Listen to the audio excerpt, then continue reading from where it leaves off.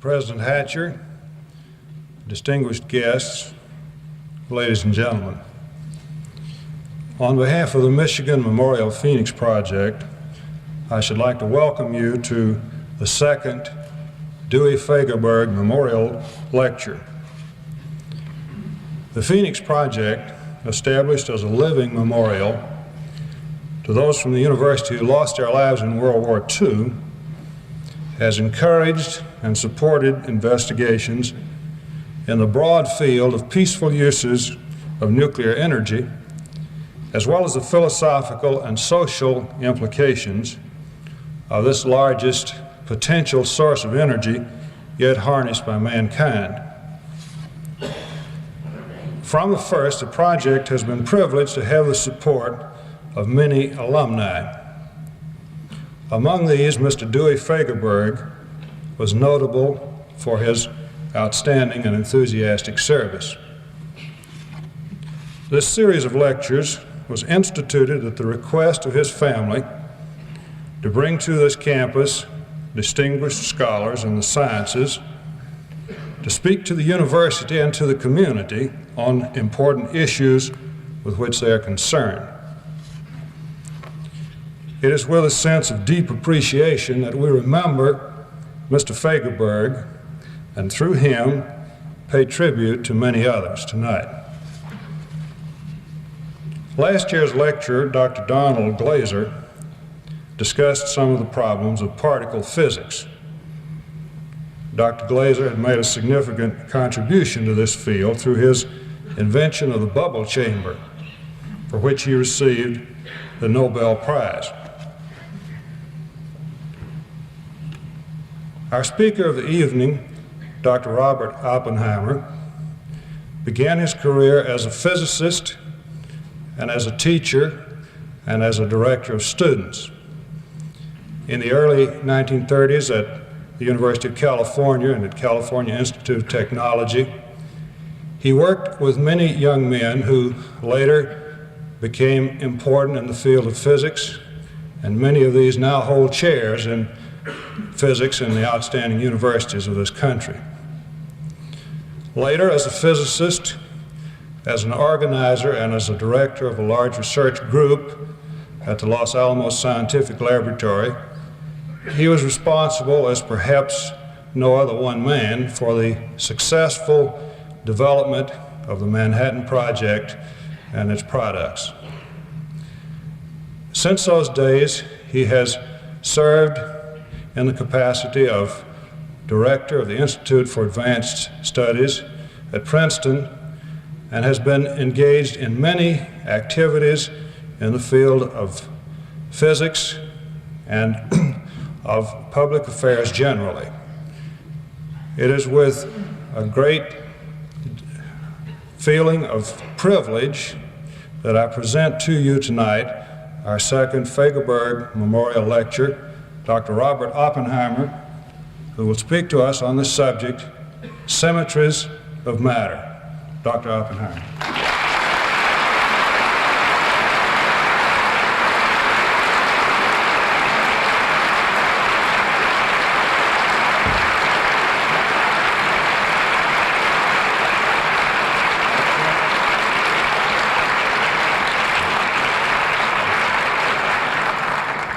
Thank you for those warm words, and thank you for your very warm welcome. President Hatcher, ladies and gentlemen, I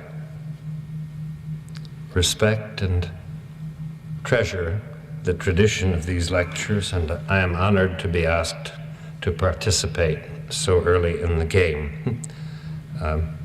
They are a part of a program of which you can rightly be proud,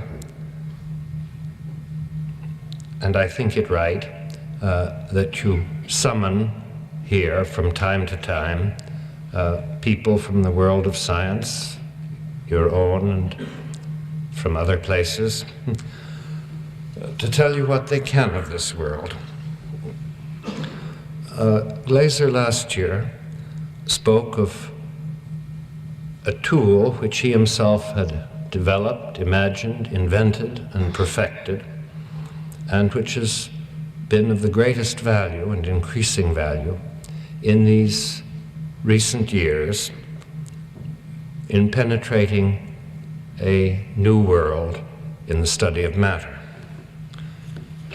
It is a generalization, in this context, a great improvement on the cloud chamber that was invented at the very beginning of the century by a Scotchman who loved fog and rain and started to study them and found instead a means for seeing the tracks of particles and studying their properties, their behavior, what happened to them when they were left alone, how they transmuted by themselves, and when they hit other things. Glazer's invention is a new chapter in that. This has really been a century in physics so far of very great discovery, adventure, and change.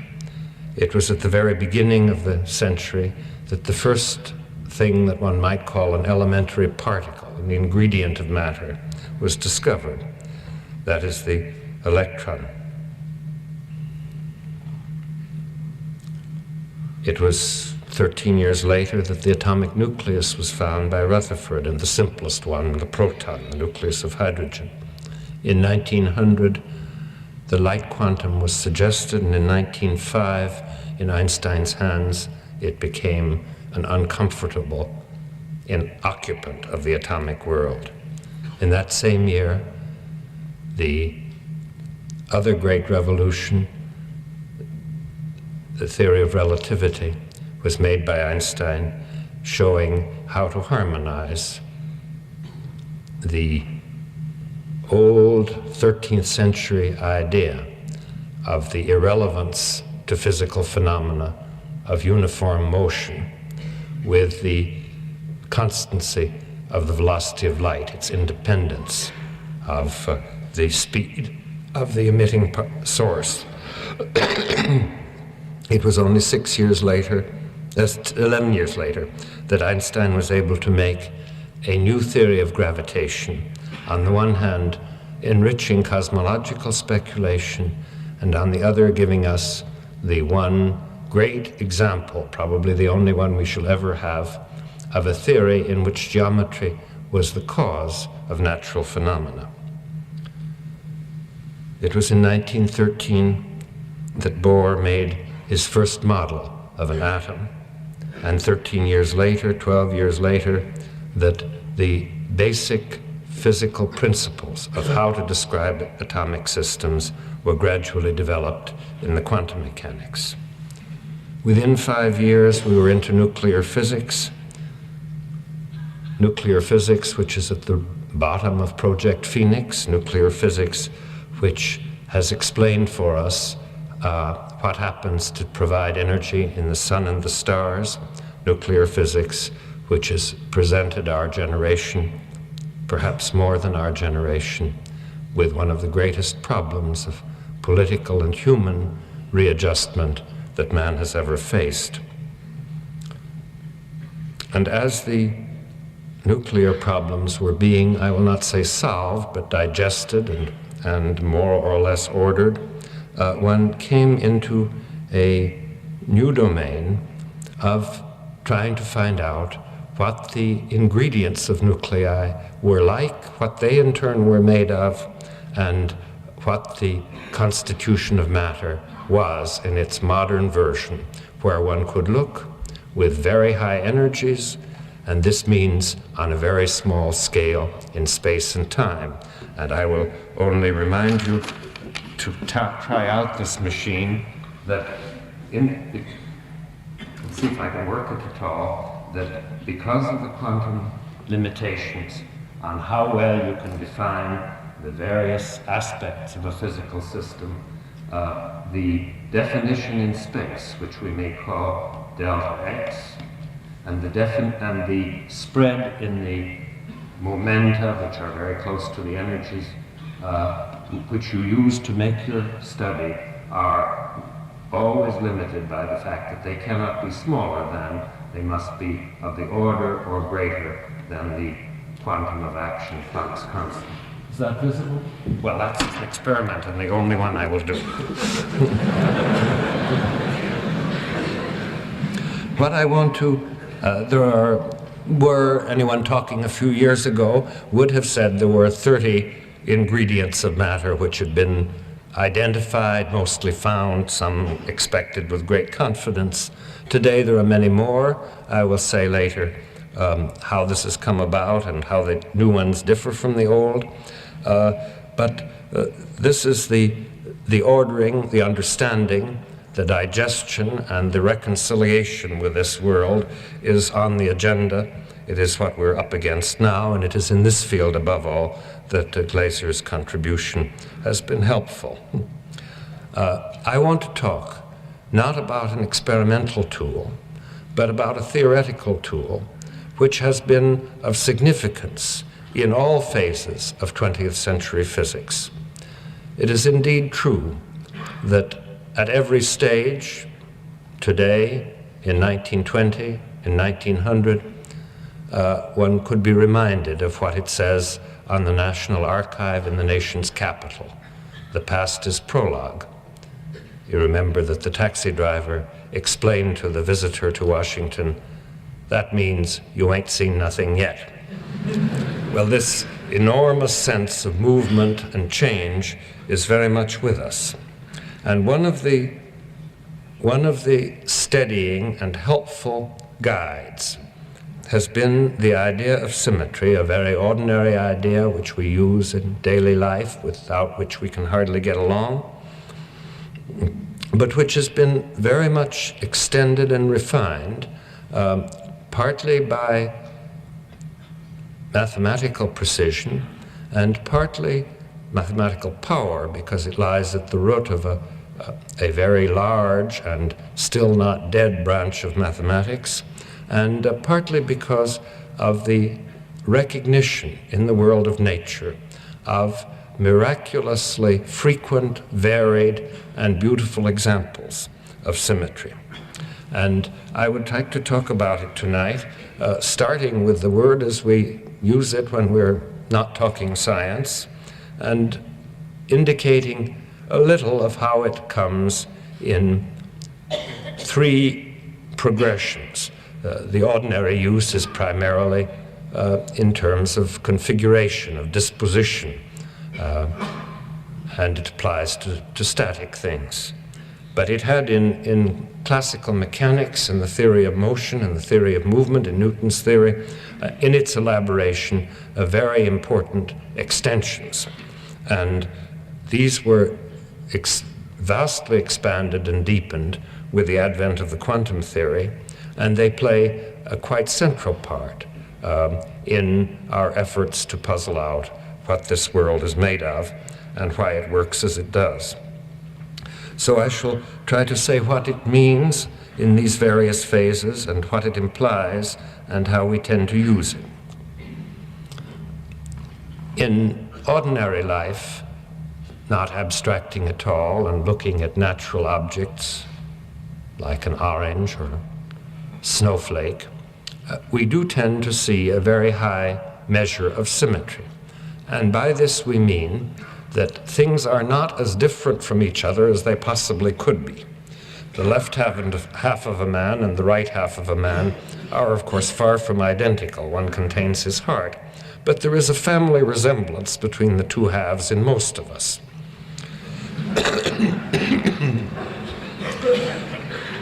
This we find in nature, the usually genetically determined number of petals and of genetic organs in a flower, the regularity of a snow crystal.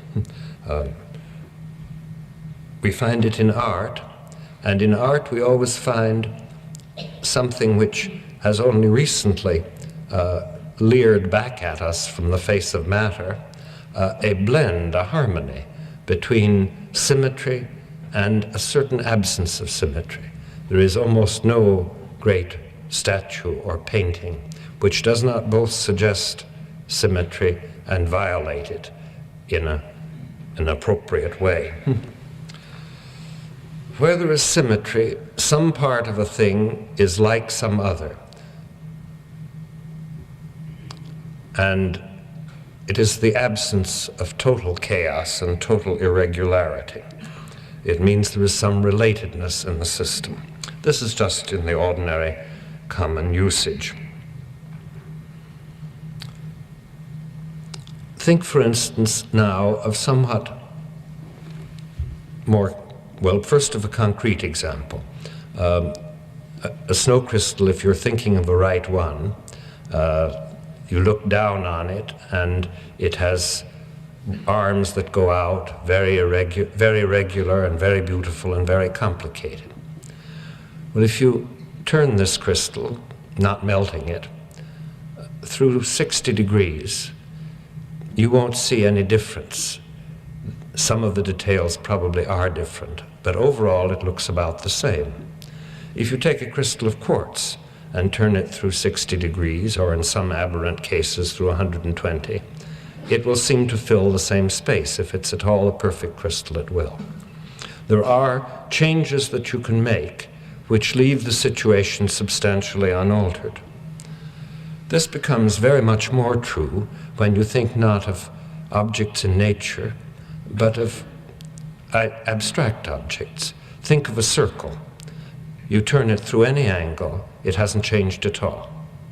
Think of a sphere. You turn it around any axis through any angle, it hasn't changed at all. An actual orange has structure, and you know a lot of structure inside, and you can only say this in the roughest kind of way. But in the abstractions, the symmetries can be perfect. And sometimes these static symmetries of arrangement are realized to a very high degree in natural objects. A well-grown, a carefully grown crystal will have, over very large distances, the same disposition of atoms repeated over and over again. They may, for instance, appear at the corners of a cube, the 8 corners of a cube. And then each unit in the crystal will be like the last, and if you displace yourself by any multiple of the size of the cube along any axis of the cube, parallel to any face, you will find yourself in a similar environment. And this can be true, and will in general be true, over thousands and thousands of cell lengths. The cells are very small, but of molecular dimensions. But you have here, again, a situation in which the symmetry is high enough so that you can make very large numbers of translations, in this case, motions, by discrete amounts, because if you make the displacement by not a multiple of the size of the cell, but some other number, then you won't see the same thing without changing the environment, without changing the configuration.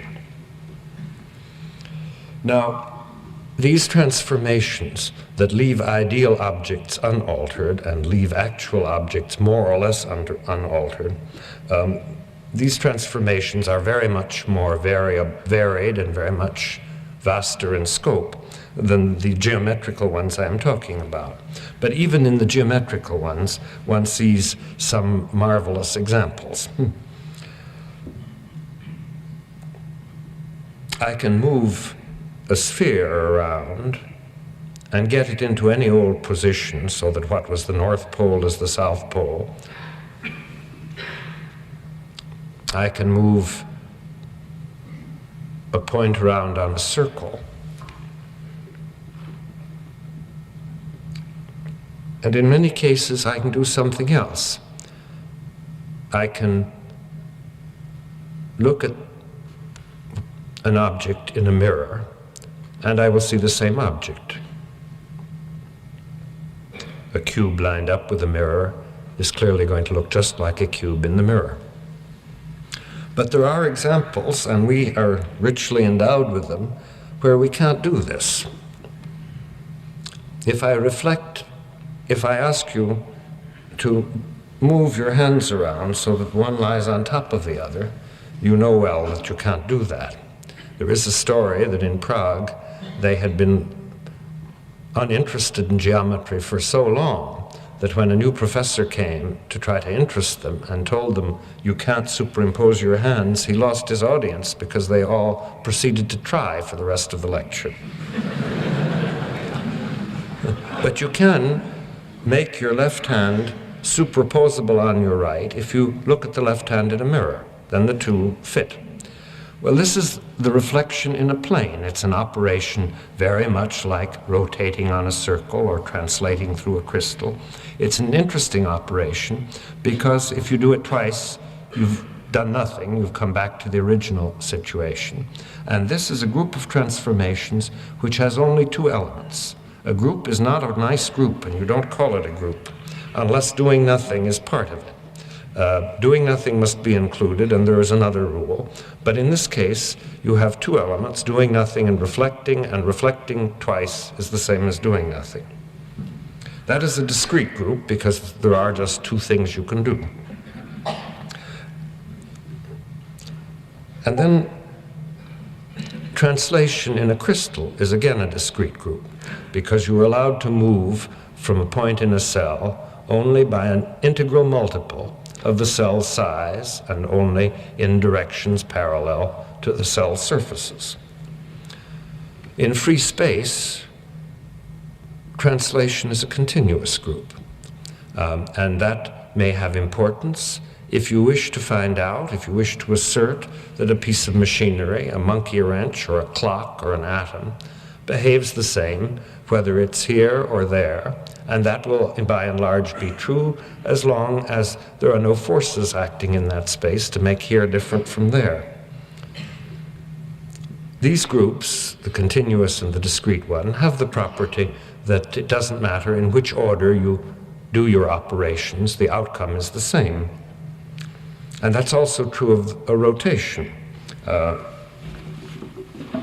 If you have a rotation of... This may not work. No. Is there a doctor in the house?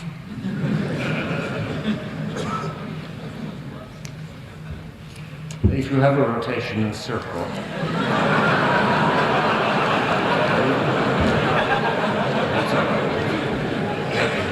I'll probably read it many times before I'm through.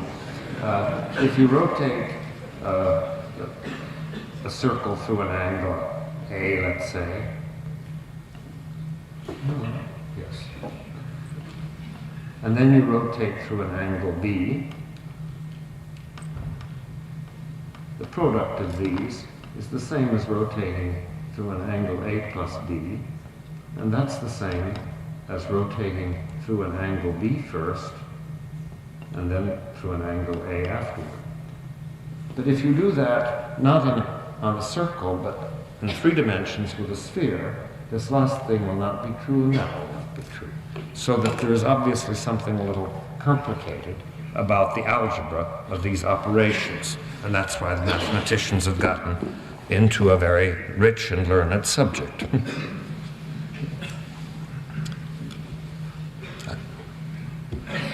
One calls these operations a group when they include doing nothing and when they have a kind of closedness. That is, when if you do one after the other, you get another member of this group, and you never get out of the group by repeating members that are included. And this closeness, it makes it possible to find out very many properties of these transformations, which I will not talk to you about tonight, but which have been very much used in the history of physics.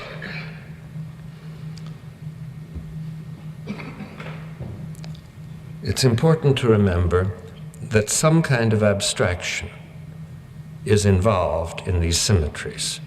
When we apply them to anything much in the natural world, the orbit of the Earth, the orbit of the Moon, the shape of the Earth, the shape of the Moon, we will never find a perfect embodiment of these symmetries.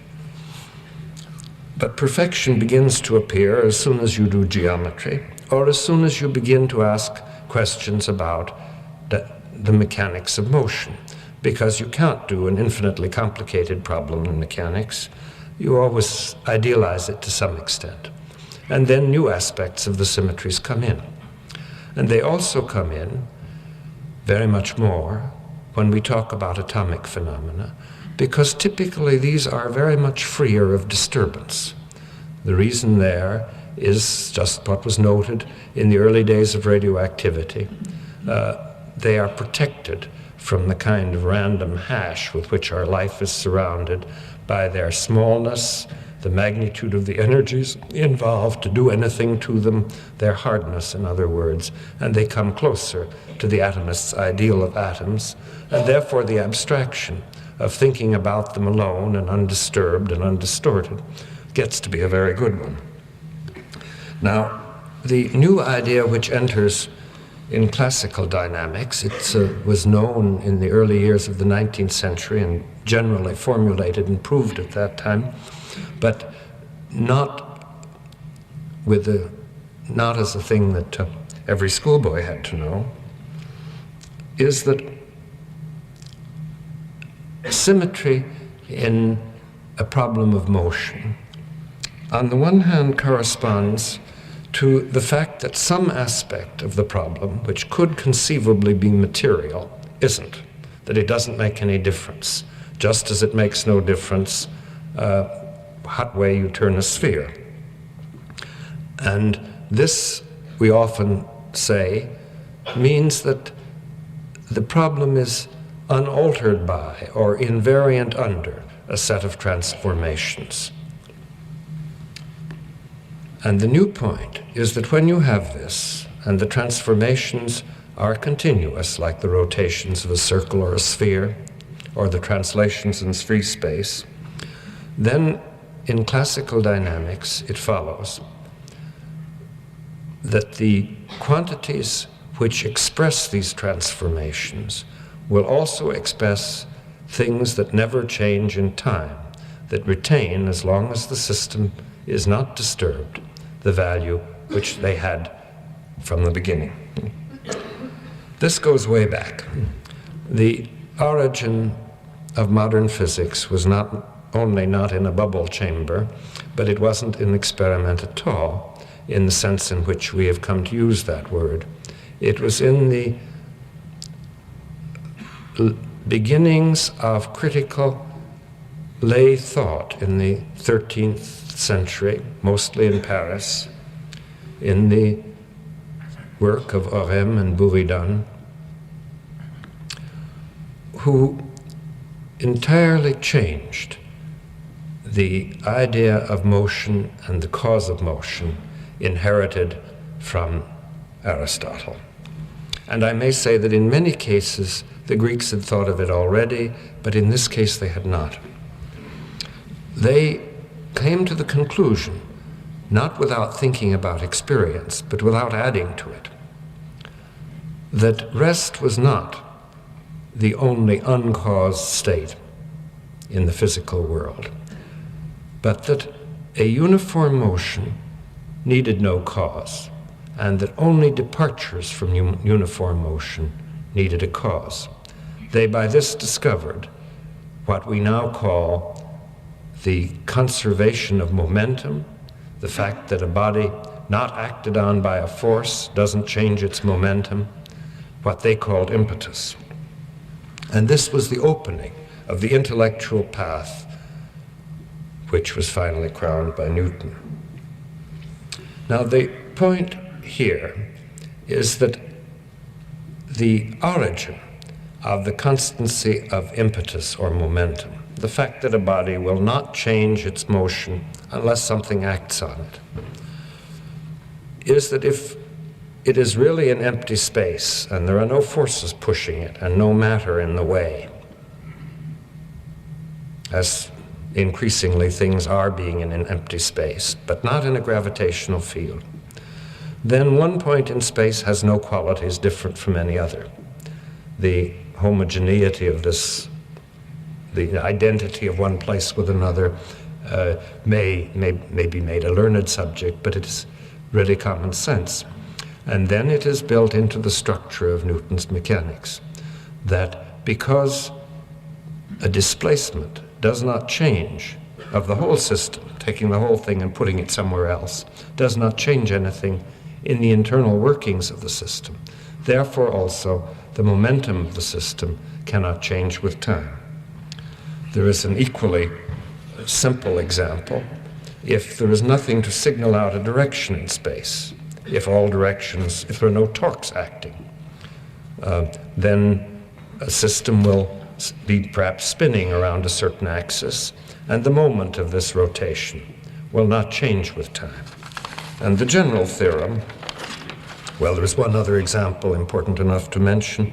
If the forces in the system don't depend on what time of day it is, but only on the configuration of the parts of the system, then the energy of the system will not change with time. And there is a very general theorem which holds in classical mechanics and in quantum theory, which very much enlarges the usefulness of the idea of symmetry. It's that if there is anything at all that doesn't affect the system, any continuous operation like moving it, rotating it, and things that are much more complicated, which mix up velocities and coordinates and so on, then there will also be quantities which, by virtue of this indifference, of this invariance, are necessarily things that don't change with time, that characterize a motion from beginning to end until something may be done from the outside to break it up or to break it apart. I had thought to write down the proof of this, but it involves derivatives, and I decided that was not right. I will just say a word before we go to quantum theory, that the great synthesis that Einstein made in special relativity led to an extension of the indifference of systems in space separately and in time separately by mixing up uniform motion and rotation and showing that there is a group of rotations which contaminate space with time and time with space. These correspond to what happens when you look at a system from a point of view that is in motion with relative to it, and that also permit considering the equivalence of different directions in space. This group is called the Lorentz group, and it gives a unified and united idea of the constancy in time, of impulse or momentum, of energy, of angular momentum. But there is so much that is beautiful there that I don't want to pause on it, except to say that also in this, and in the discovery of general relativity, the idea of continuous groups was a very powerful tool, both in their discovery and in their development. Now, the quantum theory brings to this two radical changes. I think the first is deeper than the second. Because of the fact that the quantum theory is a theory of the wave-like and particle-like nature of all matter, all light, it involves descriptions which have no parallel in Newtonian mechanics. When Bohr talked about the stationary states of an atom, of hydrogen, for instance, in 1913, he gave rise to these pictures of elliptical orbits, which are probably to be seen on the emblem of Phoenix and certainly of every other atomic establishment. But Bohr was very careful. He didn't call them orbits. He called them states. And if you begin to call them orbits, you enter a realm of acute paradox and contradiction with Newton's mechanics and with classical physics and with electrodynamics. an atom in a stationary state, unless it's bothered by something outside or something that you've chosen, that you know is there but have chosen to neglect, an atom in a stationary state doesn't change with time.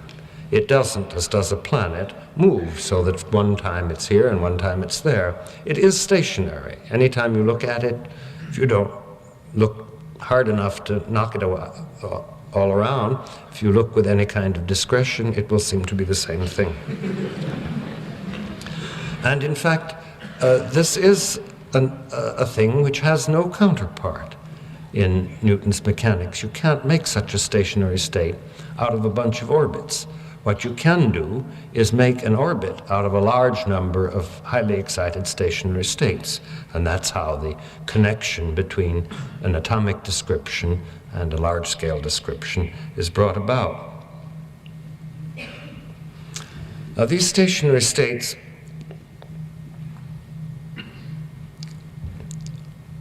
correspond, in general, to definite values for those elements of the group of transformations under which the system is invariant. And these are its quantum numbers. They correspond to a definite value of the momentum, a definite value of the angular momentum. And thus, these constants of the motion, which for Kepler were accidents, because the various planetary orbits have their angular momentum, but nobody could calculate that in advance, and nobody knows to this day at all precisely why they have what they have. But for an atom, these properties are calculable, and they are permanent, and they are inherent. They are not a matter of historical accident. It's, of course, an accident in what state you find an atom. If it's been beaten up, it may be in many different states. If it's been let be, it will be in the lowest one. But the properties of these states are something that can be read off a piece of paper if somebody else has written enough down on it. This means that already in atomic physics, very much in nuclear physics, and now in our new problems, we can characterize the states of an atomic system without knowing so very much about it.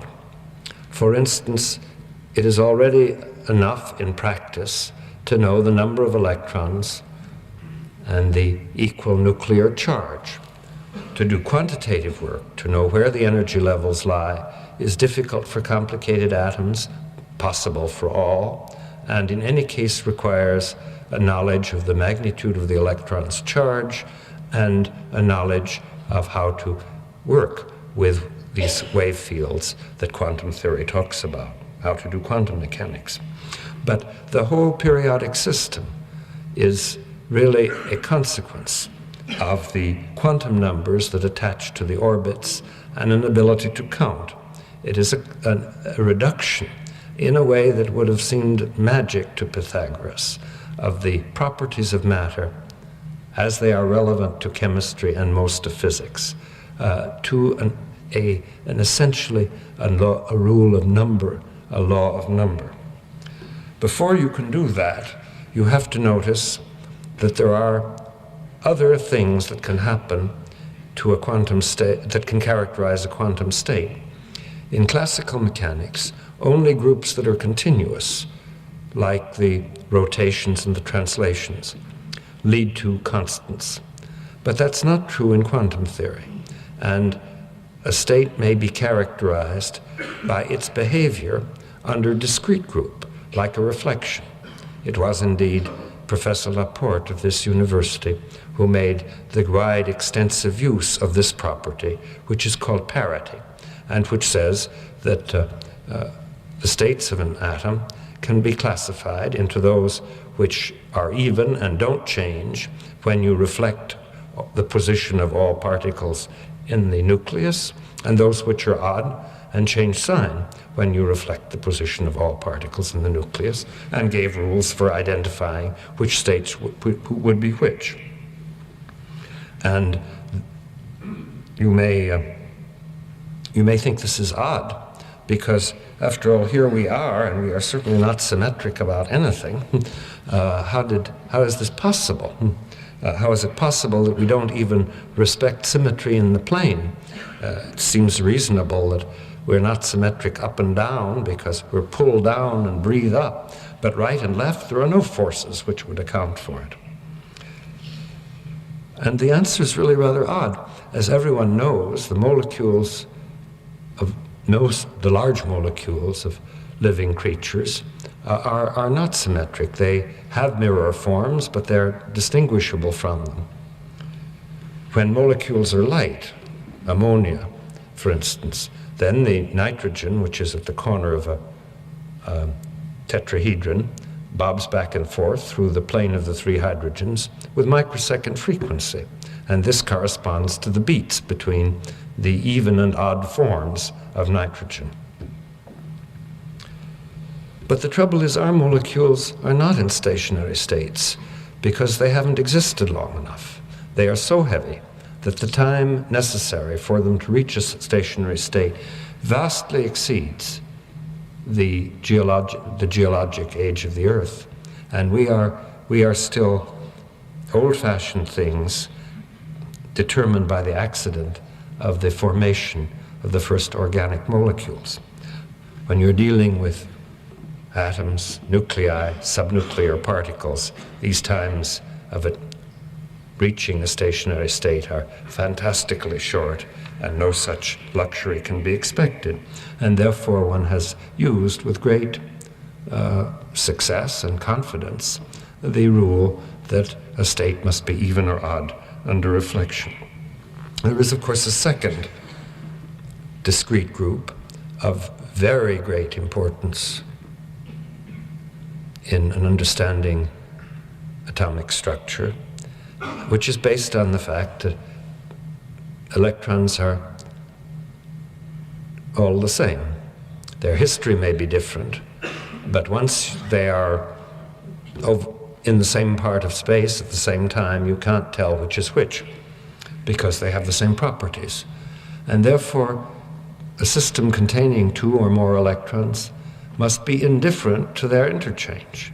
And that means there must be constants of the motion which characterize to this discrete group, which is the interchange of identical particles. And this gives the symmetry properties to atomic systems. Actually, it was early discovered by Pauli that the electrons in atoms have such symmetry that when you interchange any two of them, the state changes sign. It is odd. And there are two theorems, both quite deep, both by now quite general, although the general work on the subject is fairly recent, which I will quote to you and then go on to more modern times. The first says, it's known that any system, any quantum system, must have an angular momentum, which is a half-integral or integral multiple of Planck's constant. And the first theorem says that if you have a number of systems which have which are identical and have half-integral multiples of angular momentum, then their states must be antisymmetric. And if the number is integral, the states must be symmetric. And this can be proved from extremely general axioms of relativity and quantum theory. Not axioms, common sense. Accumulated, uncommon sense.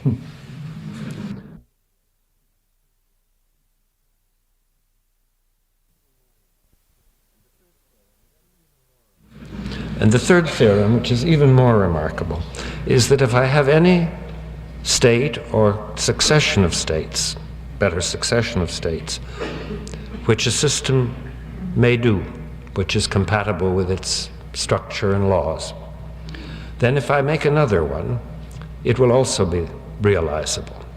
And that other one has the following changes. First, all points are reflected, all space is reflected through a point or through a plane. Take a point, it's simpler. Second, the charges are all changed from positive to negative, from negative to positive. And third, that the passage of time is looked at in the other direction. The time sequence is reversed.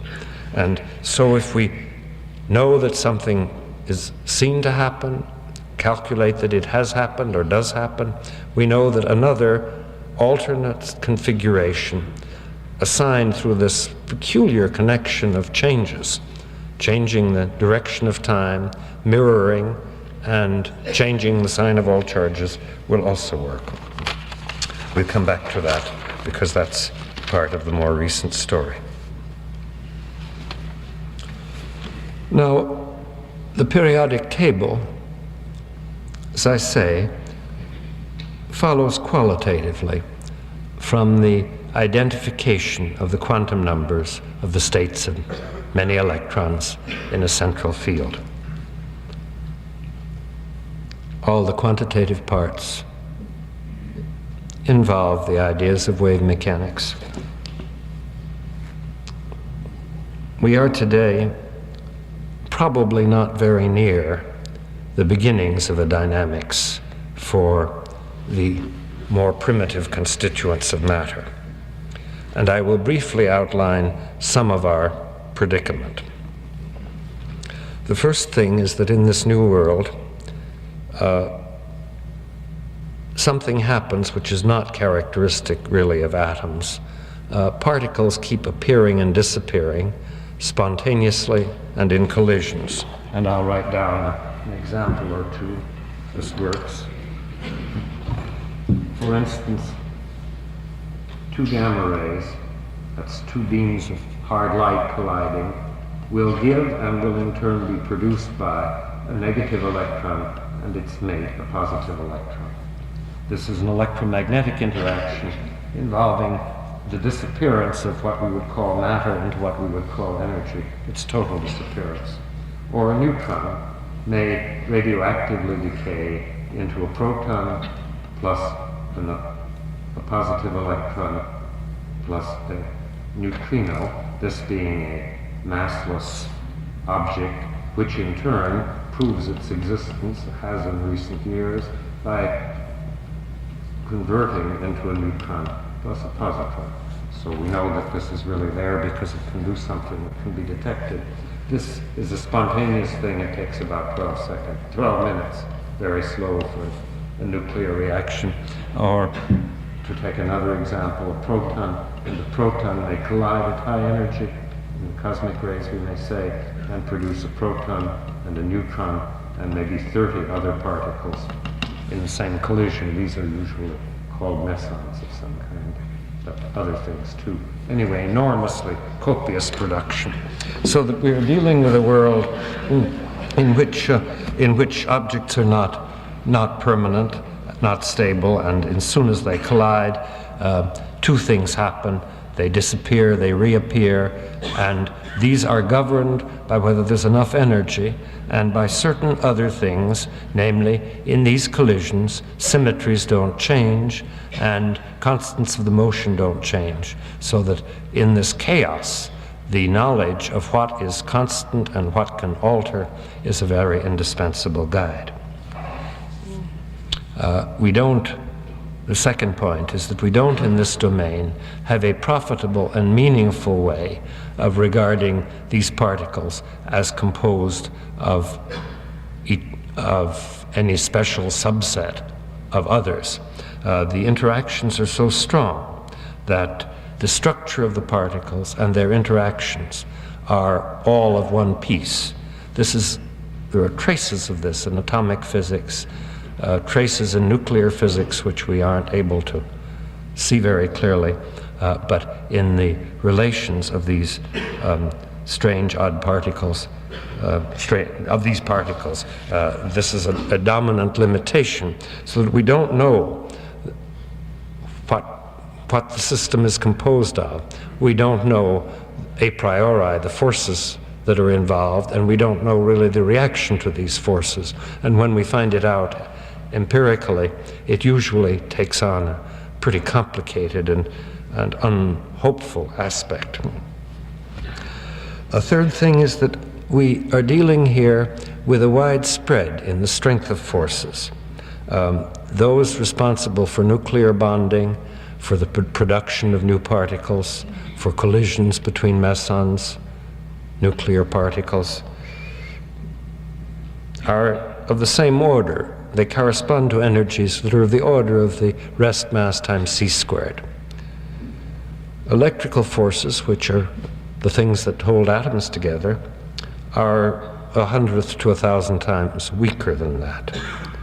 The interactions which produce this disintegration and this collision process are 10 to the 13th times weaker, very, very much weaker, and they're called weak. It seems reasonable, but they are still 10 to the 25th times stronger than gravitation, which we know of no way to see in any of the phenomena of atomic physics. We are all confident that it doesn't go away just because it's weak, but it is certainly ignored, and we have troubles of getting things right by a factor of 10 and not correcting them to 1 part in 10 to the 38th. Now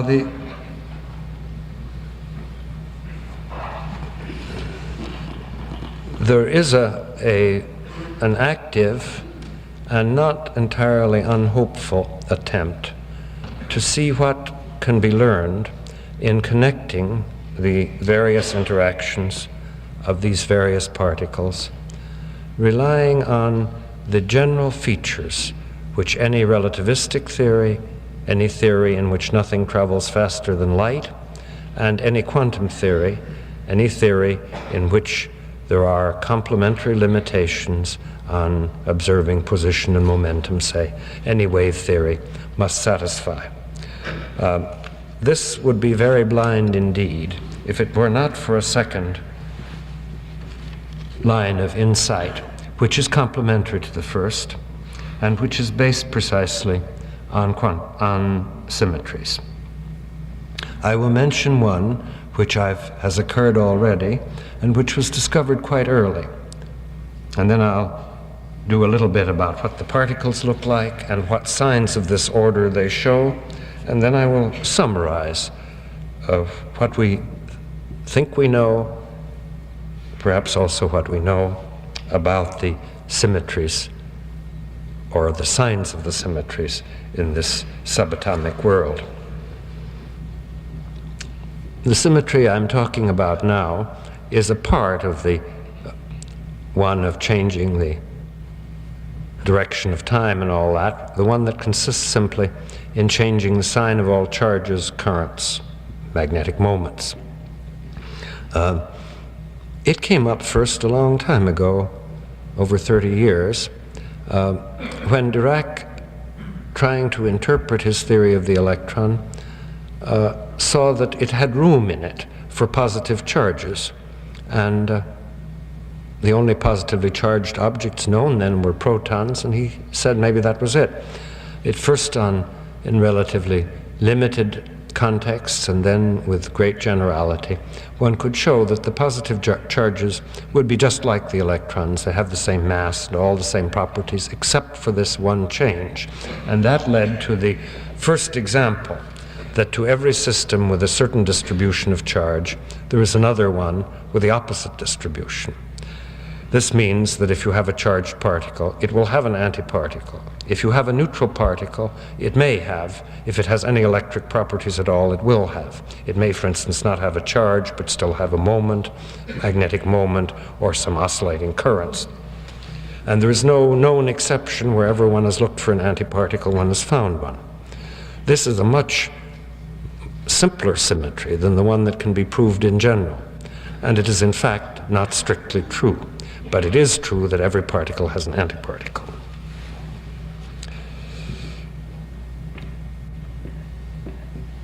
I don't know whether I have time or wit to perform the next part of my operation.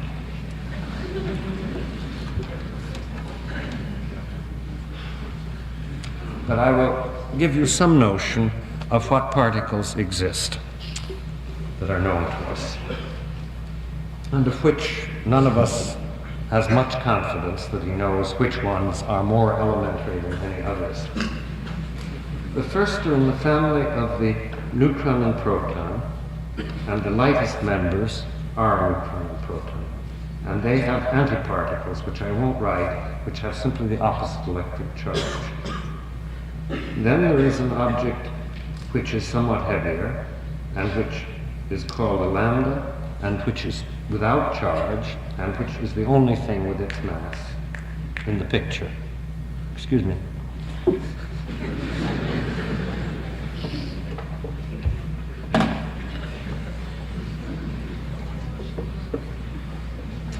don't quite know how I managed this.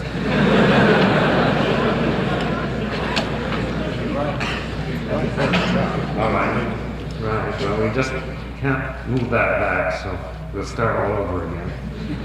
But how am I going to write upward near the top? The proton and neutron are the lowest members. They are antiparticles.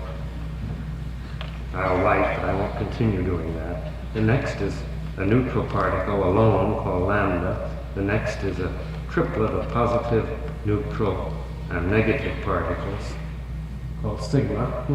We're going up in mass. The next is a doublet called psi. And I'll again write down the antiparticles because that would be psi plus and psi bar. Well, that doesn't look so good. Psi bar and minus and psi not bar. And they all have antiparticles. This is the group of 8. They're all heavier than the nucleon. There are a whole bunch of new ones that have been discovered. And I won't write down many of them. I'll write down here a Y10, which occurs in 3 kinds, plus 0 and minus, and no doubt has its antiparticles. It hasn't been found. There's a Y0, which is alone, and a Y2, which has a whole bunch of forms, and I won't bother you with these. They are different from these, I believe not in any deep way, but because these, though uniformly unstable, all but the proton, are unstable only because of the weak interactions, or in rare cases, because of electromagnetic interactions. These are unstable because they have enough mass to disintegrate with strong forces acting into lighter objects.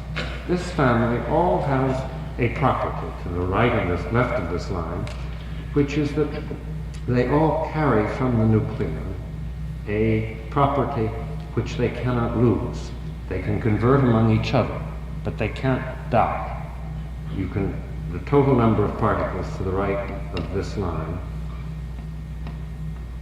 can only change if a compensatory change is made in the antiparticles. And if you don't make any antiparticles, you can convert these into each other, but you can't make 2 out of 1 or 3 out of 1 or anything like that. They're called baryons, which means heavies. Then there are the simplest things, are the analogs of the electron, which of course has its antiparticle. And into this family goes the neutrino, which appears in the decay of the neutron and can promote a decay. It is massless and has another magic property which I'll come to. And I believe another neutrino, which is believed to be necessary for a very odd reason, but it's typical of our predicament. Neutrinos are typically emitted in the emission of electrons in weak interactions, beta decay, neutron decay, strange particle decay. And they sometimes come along with electrons, and sometimes they come along with another kind of particle, which is called a mu meson, or mu. These two seem to play very much the same game. The mu is much heavier than the electron, 200 times as heavy. Nothing like as heavy as these that are 2,000 times as heavy. It has no known properties that distinguish it electrically from an electron, except that it's heavier. Its interactions seem very much the same. But a transition in which mu goes into E without any neutrinos in the picture should be possible if only you get rid of the energy with some light or something like that. And this seems strangely absent. And this has led to a rather common view that the mu has a quantum number, a constant, a characteristic, a label, which it shares with the neutrino prime and which it does not share with the neutrino. This is not known. Experiments were started last week at Brookhaven, and they think that by another fortnight at the longest, it will be known, and you will know whether my bet on this was right or wrong, whether there is one or another neutrino. These all have their antiparticles too. And the antiparticles, in the case of the neutrinos, have a property which proved very surprising. Then the other thing, the stable ones, stable under strong interaction, are called mesons, and that's a pi zero, which is its own antiparticle, a pi plus, oh watch, a pi plus, which is, and the pi minus, they have almost the same masses. And then a pair k plus, k naught, bar, k minus, and those are all that were known a few years ago, even 2 years ago. Now there is a rho naught, rho plus, rho minus, and a omega naught, and many others which are less certain. And I will simply agree with all physicists by writing X on the top of these, because it's clearly not a finished story. These are unstable in a short time because the forces that cause their disintegration are very strong. That's true of these. These are relatively long-lived and therefore easier to identify because weak forces are involved, and a typical time may be a thousandth of a microsecond for these objects to decay. It varies somewhat from one to the other. The mu meson is unstable. The neutrino has no energy and can't disintegrate. The electron has the lowest charged particle and can't get rid of its charge. The proton is the lowest particle with the property of being in this column, and it can't get rid of that property. And so the things that are stable are proton, electron, neutrino, and if you want, a light quantum is stable also because it has no mass. Now, one of the things you notice is that there are about 30 particles implied by this, more if you go upstairs, and I didn't write them down just in a random list. I ordered them. First, I have 3 families. Second, I write some of them on a horizontal line and some vertically above each other. And that corresponds to a principle of symmetry. It corresponds to quantum numbers. But I must admit that although we know the quantum numbers and have invented names for them, we do not really know all about the symmetry. We know its name, but not its physical meaning. We don't know that it corresponds to something as simple as the invariance and difference of a system to displacement or rotation or permutation of like things. Let me just indicate what we know.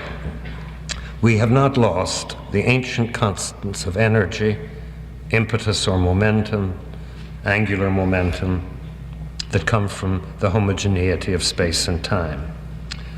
We have, as always, the conservation of charge.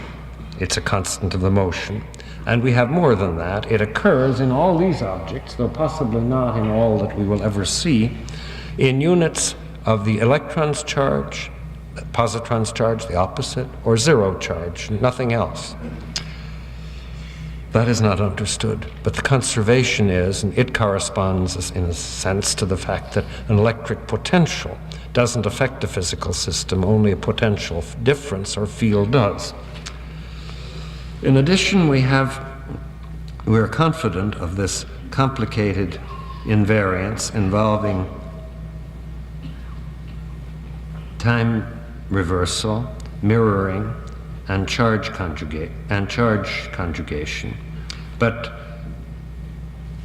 we will save more than just that before we're through. We have 3 quantum numbers which have to do with separating these into groups. The first is the characteristic of being a nucleon, a proton or a neutron. that is inherited by all these things and is negated by the antiparticle. That is, a proton and an antineutron together have a resultant zero of whatever this is. It's called baryon number, and nobody knows what invariance property it corresponds to. This is as though you noticed, as Buridan and Ohm did, that really a particle didn't change its impetus unless a force acted on it, but had no idea what this corresponded to in the way of a symmetry or an invariance in the world. These particles, as written here, all have another number in common, and that's why they're written together. These don't have any strong interactions. If they're charged, they have electrical forces acting on them, and they engage in the disintegrations that characterize the weak interactions. They have in common the fact that they have a stigma attached to them, which they can transfer to each other but can't lose. And their antiparticles have the antistigma. And this is conserved. And it is called, with no more imagination than the other, lepton number of light ones. We don't know what this corresponds to. If indeed there are two neutrinos, and I have no reason to bother you with whether that's so or not, their distinction corresponds to a quantum number, which will need another name, but which hasn't been invented. These objects here have none of these stigmas. They're neither baryons nor leptons. They are all involved in strong interactions. But this one and this one, I'll put another one in here, K star, just to keep the story straight. This line and this line, K, differ from this, and this by another property, which also distinguishes the lines here and doesn't apply over here at all. When these things were first observed, one saw a paradox. They are produced relatively easily in high-energy collisions if there's enough energy. A typical collision, pi meson plus a proton.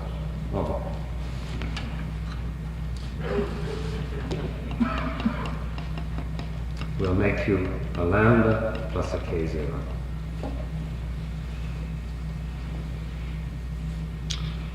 This goes very easily, and that means that the production occurs in a time which is about the time the collision lasts, which is 10 to the minus 23rd or 10 to the minus 24th seconds. The lambda then comes off and lasts for 10 to the minus 10th seconds, which is 10 to the 13th times longer. And it's clear that there's something fishy about this. And what we more or less seemed clear is that in the decay of the lambda, weak forces are involved. The ratio 10 to the 13th is just what one would expect. And here strong forces are involved. And this thing can't happen unless the k0 is made along with the lambda, or something else is made along with the lambda. This has a stigma, and the stigma is called strangeness, and the k0 has the anti-stigma. Well, now I lost my particles. Well, I will just tell you. The k mesons are strange, and the lambda and sigma mesons are strange, and the psi mesons, by the usual scale, are even stranger. And this means that they can only be made in associated production because the weak forces which do not pay any attention to the constancy of strangeness are not effective enough to make them indetectable numbers, and that their decay is characterized by decay in which this attribute changes. The other thing is that they came in rows, 4 k mesons, 3 pi mesons, 3 sigma baryons, and so on, and the neutron and the proton.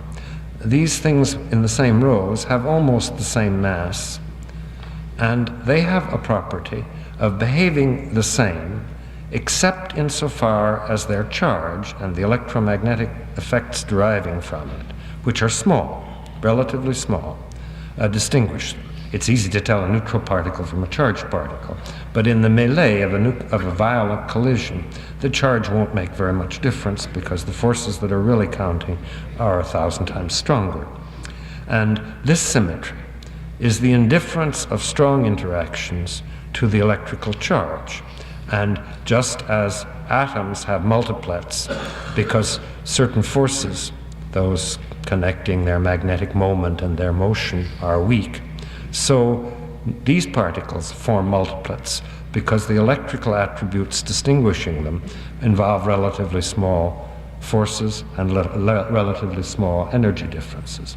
And so one speaks of the isotopic spin, which is this quantum number, or rather pair of quantum numbers, whose different values correspond to the different charges of a multiplet corresponding to the maximum allowed value, numerically allowed value of the charge. Sigma is a triplet. It has 3 values of the charge. The antiparticle has 3 values, and these 3 values correspond to +1, 0, -1, and it's said to have an I spin of 1. The nucleon and proton have 2 values, 0 and 1, and they correspond to something more like an electron spin that also can be point up or point down, but nothing else. Well, now we have a very odd affair, because we not only have collected 2.5 rigorous quantum numbers and selection rules that are in search of a symmetry, baryon number, lepton number, and maybe the mu neutrino distinction from the electron neutrino distinction.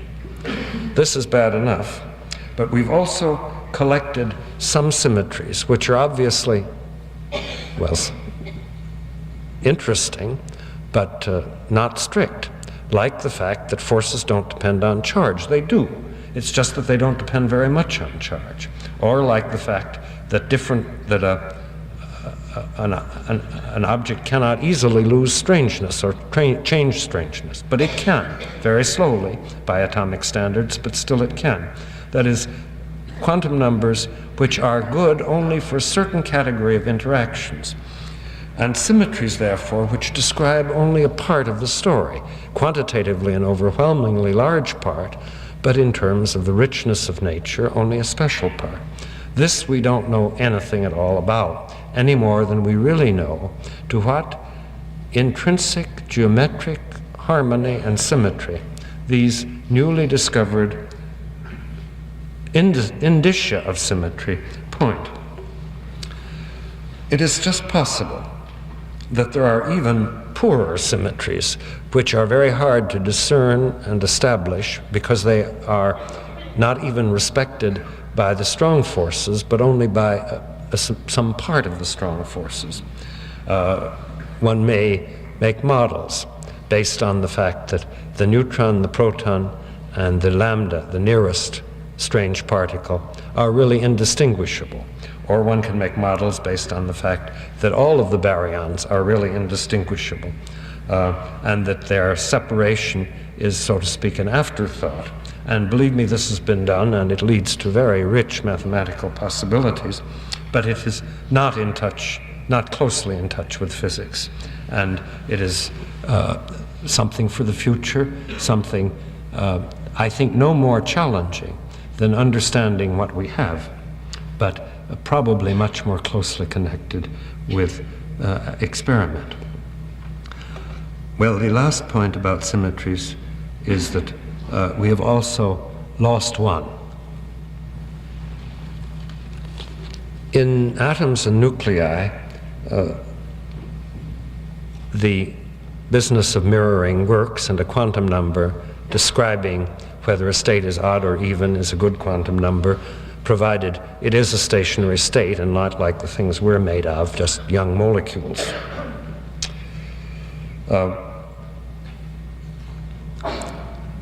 The K-mesons, when they were first discovered, behaved in a most peculiar way. Things of about the same mass and lifetime sometimes decayed into 2 and sometimes into 3 pi mesons, And these do not have the same behavior under mirroring. 3 is odd and 2 is even in this case. And yet the masses of the two kinds and the lifetimes of the two kinds got closer and closer. And at this point, Young and Lee looked at the evidence and saw that in the study of beta decay, no one had ever looked to see if an arrangement and its mirror image were in fact indistinguishable. And they suggested that this be done. It was done shortly thereafter, and they were not only not indistinguishable, they were as distinguishable as they could be. And the result can be summarized by saying that neutrinos always have their spin pointing opposite to their direction of motion.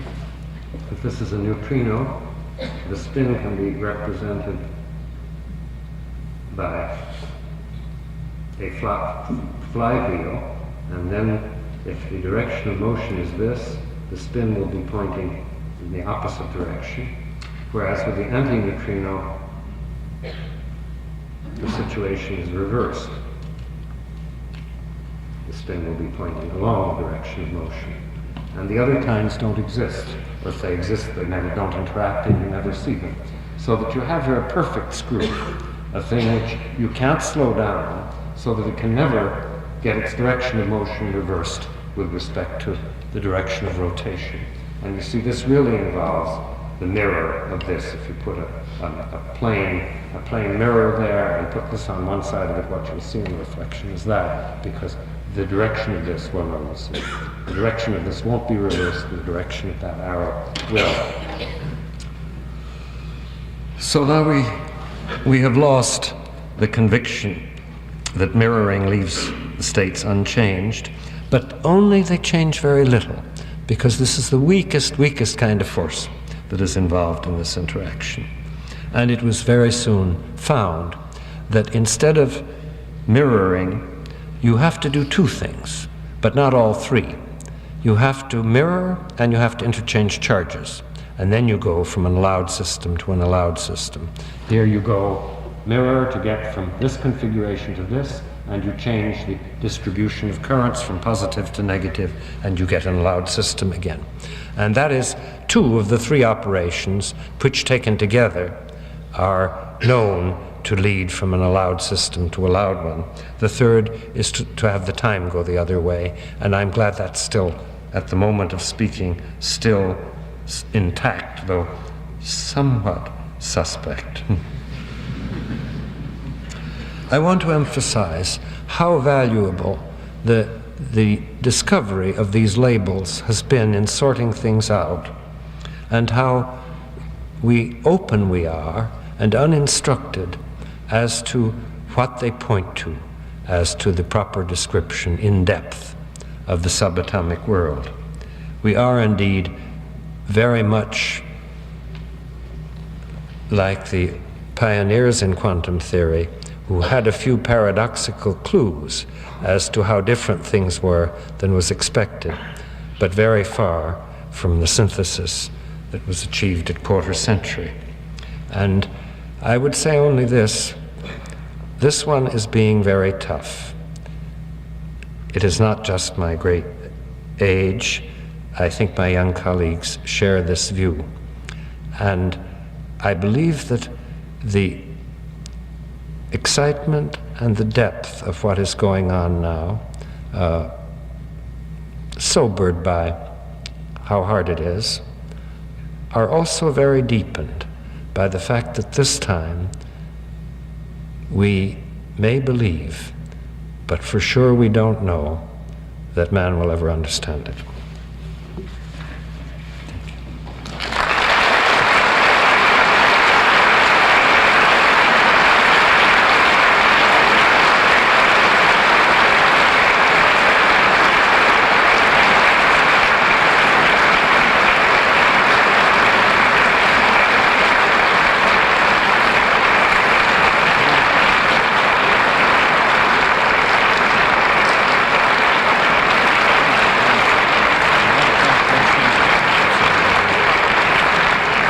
Thank you for your warmth. I am perfectly prepared to to try to deal with questions, but I've talked a long time and it's a large hall, and I certainly don't want you to stay as a courtesy.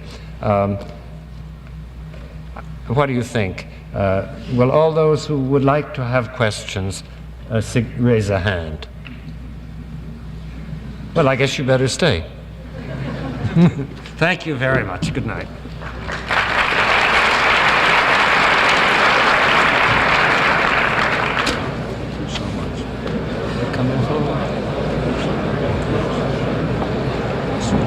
Moving experience to hear you describe this.